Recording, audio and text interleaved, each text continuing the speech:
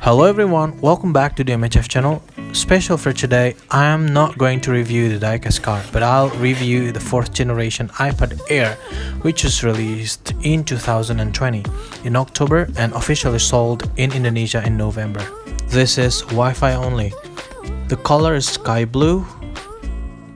To be honest, I think for me this is the best color and the most pleasing to the eye in any ways. For the specification, this iPad Air is excellent for me and still very worth it in 2021. Inside the box there is a manual book, warranty card, USB-C charger. Of course, this iPad no longer has a lightning cable.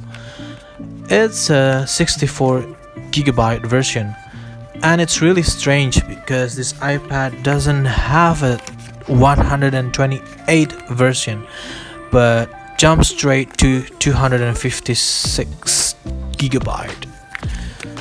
This iPad has a very clear display and certainly spoils the eyes with liquid retina IPS LCD technology. This iPad already supports the iPadOS 15 with a very powerful chipset, the Apple A14 Bionic chip with 64-bit architecture and a neural engine. This is awesome for playing games and video editing. This iPad has a sophisticated 12-megapixel rear camera and 7-megapixel for the front camera, more than enough for just FaceTime and Zoom.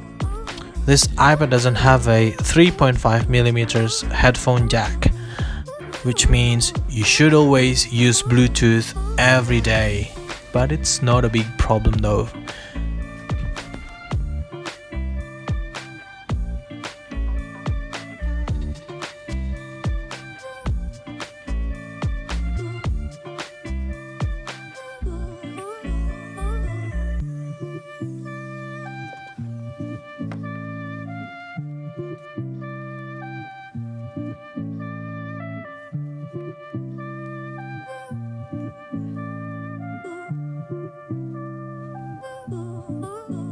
This iPad Air still uses the Touch ID and doesn't have Face ID yet. It's a shame, but if you look at the performance again, it doesn't seem like a big problem.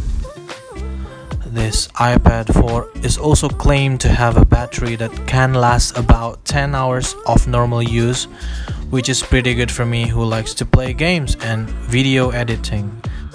Overall, I really like it and it's really worth to buy this iPad in 2021.